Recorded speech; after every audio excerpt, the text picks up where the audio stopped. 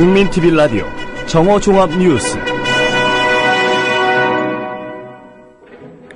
서울중앙지법 형사합의 21부는 국가정보원 대선 개입 의혹 사건으로 기소된 원세훈 전 국정원장 공판에서 검찰의 공소장 변경 신청을 받아들였습니다. 미국 정보기관의 우방국 정상들에 대한 도청 의혹이 계속 논란이 되고 있는 가운데 미국 정보기관장이 도청 사실을 인정했습니다. 국회의원 재보궐선거가 오늘 오전 6시부터 시작됐습니다. 노골적인 박정희 유신 독재 찬양이 사회적 논란이 되고 있는 가운데 과거를 청산하지 못한 데서 비롯된 현상이라는 지적이 나왔습니다.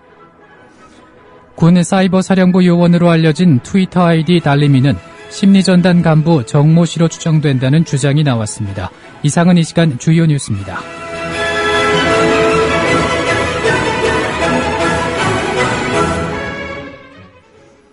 국민TV 라디오 정오종합뉴스 첫 소식입니다. 서울중앙지법 형사합의 21부는 국가정보원 대선 개입 의혹 사건으로 기소된 원세훈 전 국정원장 공판에서 검찰의 공소장 변경 신청을 받아들였습니다. 앞서 검찰은 국정원 직원 등이 원 전 원장의 지시로 트위터에서 5만 5천여 회에 걸쳐 특정 후보를 지지 반대하는 글을 쓰거나 리트윗한 것으로 보고 이 같은 공소 사실을 추가하기 위해서 공소장 변경 허가 신청을 냈습니다. 기존 공소 사실은 원 전 원장이 작년 대선을 앞두고 각종 인터넷 사이트에 특정 후보를 지지 반대하는 댓글을 쓰거나 찬반 클릭을 하도록 해 공직선거법 등을 위반했다는 것이었습니다. 미국 정보기관의 우방국 정상들에 대한 도청 의혹이 계속 논란이 되고 있는 가운데 미국 정보기관장이 도청 사실을 인정했습니다. 제임스 클래퍼 미 국가정보국장은 의회 청문회에 나와 미국 정보기관이 우방국 정상들을 상대로 첩보를 수집했다고 시인했습니다. 그렇지만 클래퍼 국장은 외국 정상에 대한 정보 수집은 기본적 활동에 속한다면서 이는 외국 지도자들의 의도를 파악하기 위한 것이라고 해명했습니다. 이와 관련해 버락 오바마 미국 대통령은 미국 정보기관의 우방국 정상에 대한 도청 행위를 중단하는 방안을 적극 추진하고 있다고 뉴욕타임즈가 보도했습니다. 백악관의 이런 움직임은 도청 의혹 파문이 일파만파로 번지면서 감시 대상으로 거론된 우방국들은 물론 미국 정계 내부에서도 반발이 거세진 데 따른 것으로 보입니다. 한편 이와 관련한 김재현 통합진보당 공동대변인의 논평입니다. 입으로만 혈맹을 운운할 게 아닙니다. 정상적인 우방국 관계라면 외교적 과오는 은폐할 게 아니라 솔직히 인정하고 상화하는 게 오히려 전화위복의 계기가 될 수 있음을 미국 정부는 알아야 할 것입니다. 한국 정부도 이번 대통령 도청 의혹에 대해서는 엄격한 원칙에 따라 대처해야 하겠습니다. 지난 6월 말에 터진 미국의 주미대사관 등 외교공관 도청 문제에서처럼 미온적으로 대응한다면 대미 굴종 본색이라는 비난을 면치 못하게 될 것입니다. 한미 양국은 오늘과 내일 이틀간 서울에서 내년 이후 적용될 주한미군 방위비 분담 특별협정 6차 협상을 진행합니다. 6차 협상은 오후 2시부터 서울 외교부 청사에서 진행되며 우리 측은 황준국 외교부 한미방위비 분담협상대사가, 미국 측은 에릭 존 국무부 방위비 분담협상대사가 수석대표로 나섭니다. 양측은 앞서 5차례에 걸쳐 협상을 벌였지만 각자 제시한 분담금 총액 규모가 2천억 원 이상 차이가 나는 등 주요 쟁점을 놓고 입장차를 좁히지 못하고 있습니다. 한미 양국은 지난 1991년 1차 협정을 시작으로 모두 8차례 협정을 맺어왔으며 지난 2009년 체결된 현행 8차 협정은 올해 말에 끝납니다. 국회의원 재보궐선거가 오늘 오전 6시부터 시작됐습니다. 오늘 재보궐선거는 경기 화성갑과 경북 포항 남울릉 등 선거구 2곳에 설치된 148개 투표소에서 오후 8시까지 실시됩니다.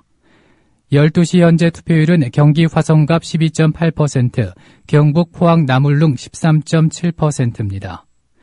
전체 재보선 지역의 유권자는 모두 40여만 명으로 투표율은 지난 4월에 실시됐던 국회의원 재보선 투표율보다 낮은 30% 중반대를 기록할 것으로 선관위는 내다보고 있습니다. 개표 작업은 오후 8시 투표 종료 후 선거구 2곳에 마련된 개표소 3곳에서 실시되며 밤 10시쯤 당락의 윤곽이 드러날 것으로 선관위는 내다봤습니다. 투표장에 갈 때는 관공서나 공공기관이 발행한 신분증을 지참하고 자신이 거주하는 지역의 투표소에서 투표해야 합니다. 노골적인 박정희 유신 독재 찬양이 사회적 논란이 되고 있는 가운데 과거를 청산하지 못한 데서 비롯된 현상이라는 지적이 나왔습니다. 대한민국 잔혹사 등을 집필한 김동춘 성공회대 교수는 오늘 국민TV 라디오 노종면의 뉴스바에 출연해 독일에서도 사실상 히틀러 체제가 경제 성장이 가장 빨랐던 시기로 실업 문제 등이 해결됐다면서도 독일이 경제는 물론 국가 영토까지 팽창했던 시기였지만 히틀러를 찬양하는 것은 범죄로 규정된다고 지적했습니다. 김동춘 교수는 그러면서 반면 한국에서 일제 식민지에 부여했던 파시즘에 부역했던 사람이라든지 제1공화국의 이승만 정권 때 4.19 당시에 국민들을 학살을 했던 범죄자라든지 박정희 정권 하에서 수많은 사람들을 고문하고 간첩 조작했던 범죄자들은 단 한 번도 단죄되지 않았다며 이런 사람들이 처벌당하지 않았기 때문에 결국은 이런 일이 다시 반복되는 거라 생각된다고 말했습니다. 김동춘 교수의 말입니다. 이런 명백하게 헌법을 유린한 이런 사람들이라든지 이런 사람들이 처벌당하지 않았기 때문에 결국은 이런 일이 다시 반복되는 거라고 생각이 돼요. 그리고 네. 또 여전히 또 국가보안법이 존재하기 때문에 그걸 기둥으로 삼아서 이렇게 한 측면도 있고요. 그래서 여러 가지가 다 있는데 물론 뭐 사회적인 의식도 있지만 중요한 것은 이런 법적인 제재라고 할까 이런 처벌이 제대로 이루어지지 않음으로써 나타난 현상이라고 생각합니다. 군 사이버 사령부 요원으로 알려진 트위터 아이디 달리미는 심리전단 간부 정모 씨로 추정된다는 주장이 나왔습니다. 국회 국방위원회 소속인 진성준 민주당 의원은 오늘 국민TV 라디오 노종면의 뉴스바에 출연해 국방부가 제출한 공적 조사를 보면 2011년 10월 25일자로 국방부 장관 표창이 이루어졌는데 당시 운영팀장으로 재직하고 있었다며 그 뒤에 어떻게 보직이 변경됐는지 확인하기 어렵지만 현재도 사이버 사령부의 심리전단의 핵심적인 요원으로 활동하고 있다고 강조했습니다. 진성준 의원은 이와 관련해 진행 중인 군 수사에 강한 불신을 내보이며 국방부 장관의 지휘를 받는 수사기관이 국방부 장관의 상대로 수사를 제대로 할 수 있겠는가라고 토로하면서 객관적이고 공정한 수사를 하자고 한다면 특검밖에는 방법이 없다며 특검을 통해 군 수사가 얼마든지 가능하다는 게 법률 전문가들의 시각이다라고 특검을 촉구했습니다. 진성준 의원의 말입니다. 이미 국민적으로 노출되고 확인된 것에 대해서는 그걸 부인할 도리가 없으니까 네. 이렇게 개인적으로 사이버 사령부 요원들이 정치적으로 중립의 의무를 위반했다라고 하는 것을 인정하는 게 아닌가 싶어요. 그래서 국방부가 진정으로 사건의 진상을 제대로 드러내서 다시는 이런 일이 재발하지 않도록 하려고 한다면 정말로 객관적이고 공정한 수사 또 중립적인 수사가 이루어질 수 있는 그런 그 수사 방안을 마련해야 될 텐데 아직까지 군 자체 수사만을 고집하고 있기 때문에 국방부의 수사 의지를 믿기 어렵다고 하는 것입니다.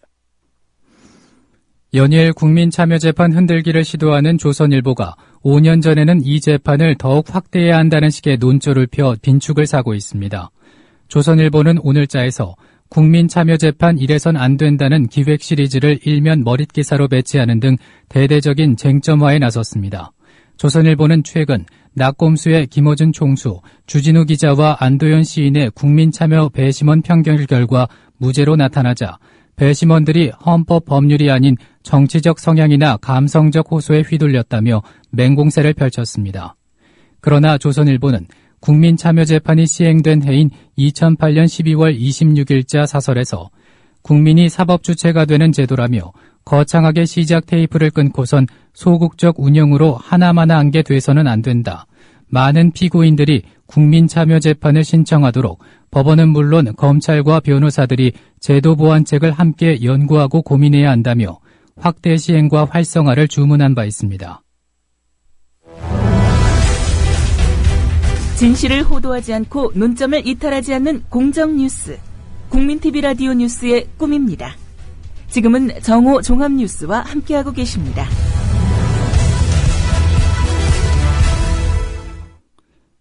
논평입니다. 유영희 국사편찬위원장 사퇴가 답이다라는 제목으로 본방송 조상훈 사무국장입니다. 말도 많고 탈도 많은 유영희 국사편찬위원장이 또다시 아들 문제로 물의를 빚었습니다. 어제 열린 한국콘텐츠진흥원에 대한 국회 교육문화체육관광위원회 국정감사에서는 유 위원장 아들의 채용을 둘러싼 의혹이 제기됐습니다. 한국콘텐츠진흥원은 2006년 미국 로스앤젤레스 사무소에서 5년 이상의 실무 경력이 있는 마케팅 담당자를 선발하는 채용 과정을 진행했습니다.